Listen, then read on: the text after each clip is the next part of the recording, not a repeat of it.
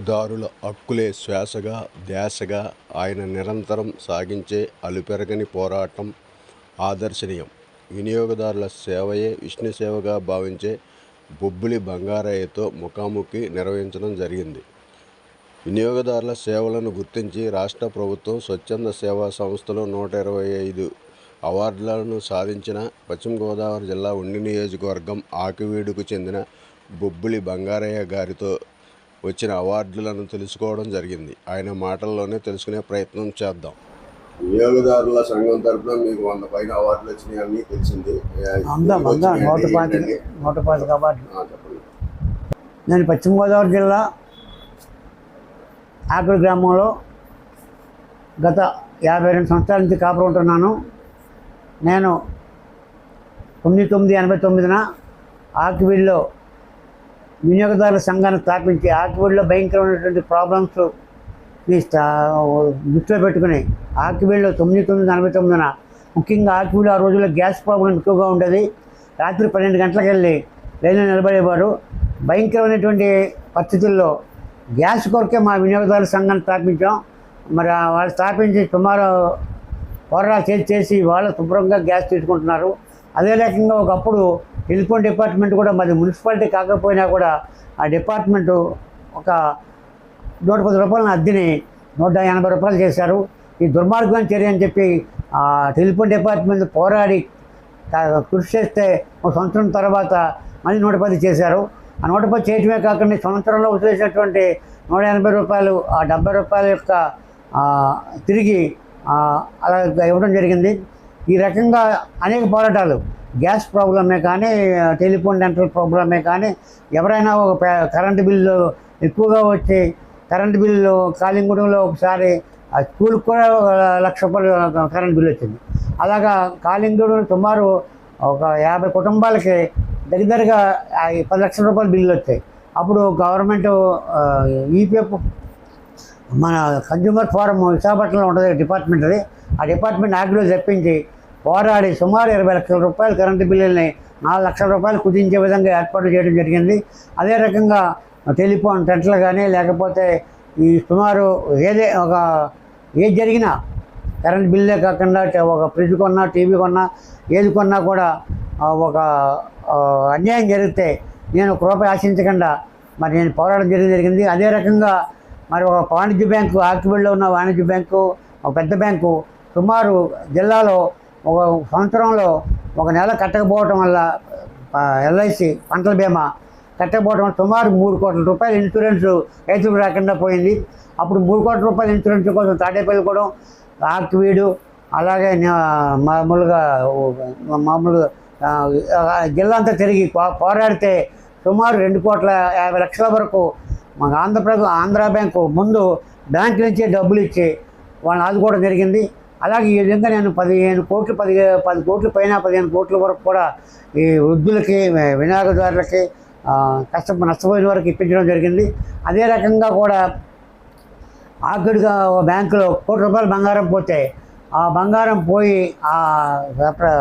తూకం వేసేవాడు మేనేజర్ ఆలోచపడి ఆ బంగారాన్ని కాజేసేస్తే నేను పోరాడి 15 రోజులు బ్యాంకు సహాయాలు వేయించేసి సుమారు 1 కోటి రూపాయలు బంగారం పోతే ఆ బంగారానికి అప్పుడు కలెక్టర్ జగన్ ఏంటి మీకు ప్రాబ్లం అంటే ఏమీ లేదు, మాకు ఎవరైతే బంగారం పోయిందో వాళ్ళకి 100 గ్రాములు కట్టి ఆ పోయిన వాళ్ళకి డబ్బులు ఇమ్మని డిమాండ్ చేయడం జరిగింది. సుమారు మరి అందులో కొంత బంగారం కడ్డీల కింద మారిపోయింది. ఆ మారిపోయినటువంటి కడ్డీలు మారిపోయినటువంటి వ్యక్తులకి సుమారు 100 గ్రాములు రేటు కట్టి సుమారు 70 లక్షల రూపాయలు బ్యాంక్ అకౌంట్లో వేయటం జరిగింది.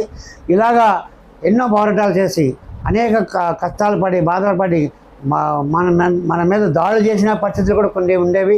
కరపత్రాలు వేశారు, అయినా లెక్క చేయకుండా నేను పోరాడి వినియోగదారుల ఉద్యమం అంటే ఆంధ్రప్రదేశ్లో ఆకివీడు అనేటువంటి గుర్తింపు తీసుకొచ్చాం. అదే రకంగా మరి నేను రాష్ట్ర వినియోగదారుల సంఘాలకి ఉమ్మడి రాష్ట్రాలకి వైస్ ప్రెసిడెంట్గా చేశాను. రాష్ట్ర గవర్నమెంట్లో కన్జ్యూమర్ ప్రొటెక్షన్ కౌన్సిల్ మెంబర్గా చేశాను. అలాగే మా ఆంధ్రప్రదేశ్ రాష్ట్ర వినియోగదారుల సంఘాల సమైక్య సహచరుగా పనిచేస్తున్నాను. అదే రకంగా ఎన్నో పోరాటాలు చేసి పశ్చిమ జిల్లా వినియోగదారుల సంఘాల సమైక్యకి అధ్యక్షుడిగా కూడా ఉన్నాను. పోరాటాలు చేస్తే ఇప్పుడు ప్రభుత్వాలు కూడా ఇప్పుడు వచ్చినటువంటి అధికారులు కూడా మమ్మల్ని చిన్నచూపు చూస్తున్నాయి, సరిగ్గా పట్టించుకోవట్లేదు. ఈ విషయంపై నేను మన సీఎం గారు చంద్రబాబు నాయుడుకి, పవన్ కళ్యాణ్ గారికి రాస్తే మొన్న మేము అన్నీ సరి చేస్తామని చెప్పి సివిల్ సప్లై ఆఫీస్ నుంచి ఒక లెటర్ పట్టుకొచ్చి సంతకాలు చేయించుకెళ్ళారు తప్ప న్యాయం జరగట్లేదు. కాబట్టి దోపిడీ వ్యవస్థ, కల్తీల మోసాల మీద, అక్రమాల మీద, అవినీతి మీద పోరాడుతున్న నాకు ఆరోగ్యం బాగోపోయినా ఎంతో కష్టపడి ఎవరికి అన్యాయం జరిగినా సరే పోరాడుతుంటాను. ఒక రూపాయి ఆశించిన ఎవరికైనా నీతి నిజాయితీగా మారిపోయిగా ఉండటం వల్ల నాకు ఇంచుమించుగా నాకు 125 అవార్డులు వచ్చాయి.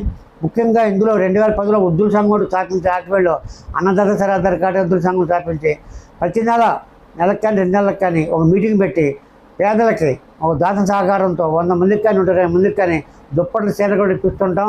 మరి ఆ ఇప్పించడమే కాకుండా వాళ్ళందరినీ కేకేసి వృద్ధులకు చట్టాల గురించి చెప్పి, వినియోగదారు చట్టాల గురించి చెప్పి వాళ్ళకి న్యాయం చేసే ట్రిబ్యునల్స్ పంపి కొడుకులు చూడకపోయినా, కూతురు చూడకపోయినా వాళ్ళ మీద కేసులు పెట్టించి న్యాయం చేస్తుంటాం.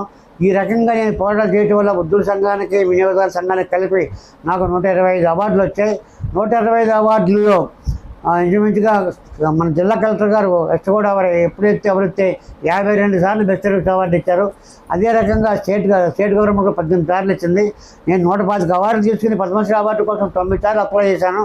ఆ పద్మశ్రీ అవార్డులు కూడా అక్కడ ఏదో ఒక ఆఖరిలో పేదవాడికి ఇస్తున్నామని చెప్పే తప్ప అన్ని రాష్ట్రాల్లోనూ నాయకులకి, పెద్ద పెద్ద నాయకులు చూసుకుని వాళ్ళకి పట్టం కట్టినారు, అప్లికేషన్ పెట్టినట్టు కాబట్టి అవార్డులు ఇవ్వట్లేదు. సుమారు 20,000 మంది అప్లికేషన్ పెట్టినారు పద్మశ్రీ అవార్డుల కోసం. అందులో ఒక 5 6 ఇచ్చిన మిగిలిన అన్ని కూడా 23 రాష్ట్రాల్లోనూ వాళ్ళకి, కూటమి ప్రభుత్వానికి అనుకూలమైన వాళ్ళకి, ఆ పెద్దోళ్ళకి, నాయకులకి ఇచ్చేస్తున్నారు తప్ప ఇవ్వట్లేదు. కాబట్టి దుర్మార్గమైన వ్యవస్థలో నీతి నిజాయితీగా బతకడం కూడా తప్పనిపిస్తుంది.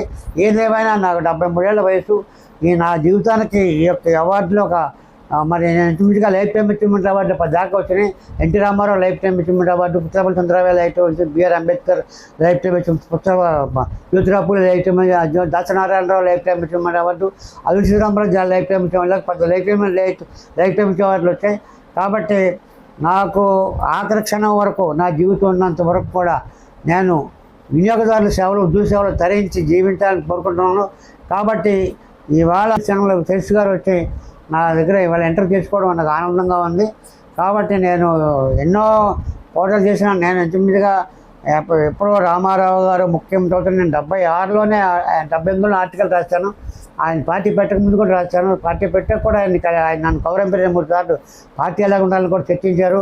ఆ చర్చించినప్పుడు కూడా నాకు ఎమ్మెల్యే టికెట్ ఇస్తున్నారు. కానీ అటువంటి రాజకీయాల జోలికి వెళ్ళకుండా నేను నిజాయితీగా, నిబద్ధతతో ఈ ఆక్వీల్లోనే కాదు, వెస్ట్ గోదావరిలోనే కాదు, 2 రాష్ట్రాల్లో కూడా కాలేజీలకు వెళ్ళి కాలేజీ విద్యార్థులకి నైతిక విలువలు అన్నీ చెప్తూ పోరాటాలు చేస్తూ వాళ్ళని కూడా చైతన్యపరిచి మరి దుర్మార్గ వ్యవస్థ మీద అనేక రకాల కృషి చేస్తున్నాను.